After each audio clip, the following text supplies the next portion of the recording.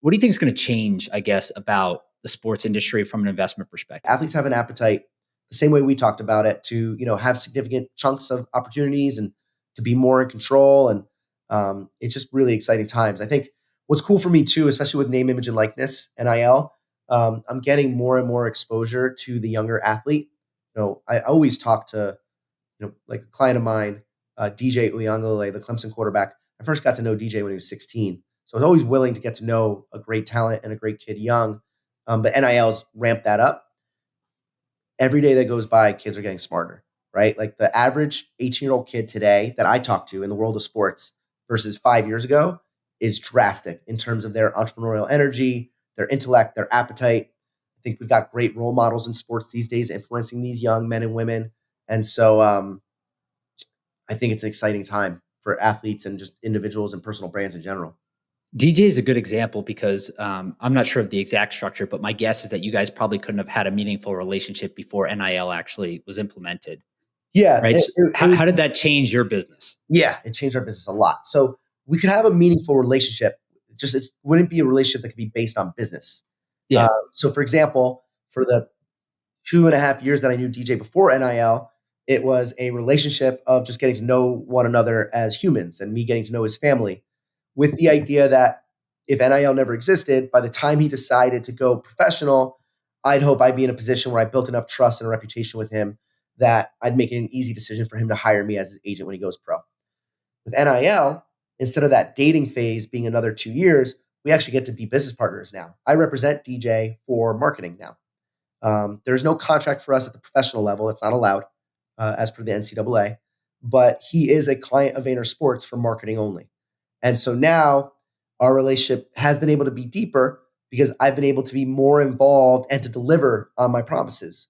Whereas all of our relationship, for the most part, because there's no benefits that you can give a collegiate athlete, would have to be words. But now he's seeing my actions because I represent him. And so, yeah, NIL has changed the landscape in that regard in a big way.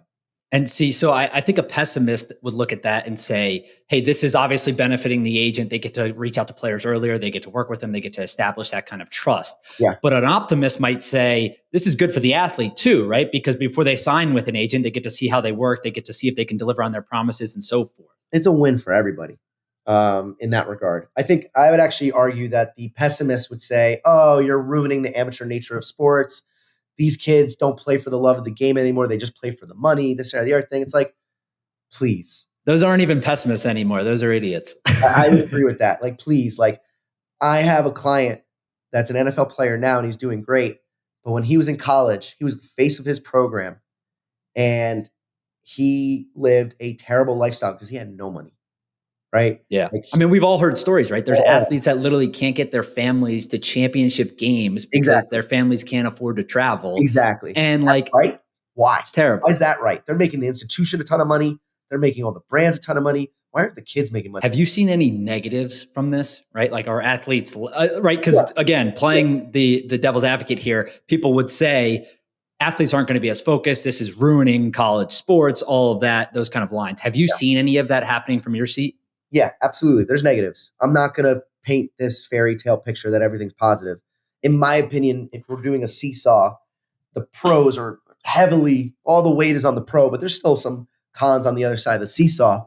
I think the biggest negative that I've seen personally is that I think it creates a new layer of pressure for a young athlete that they typically would have waited until they turned pro for in two ways. One, from fans.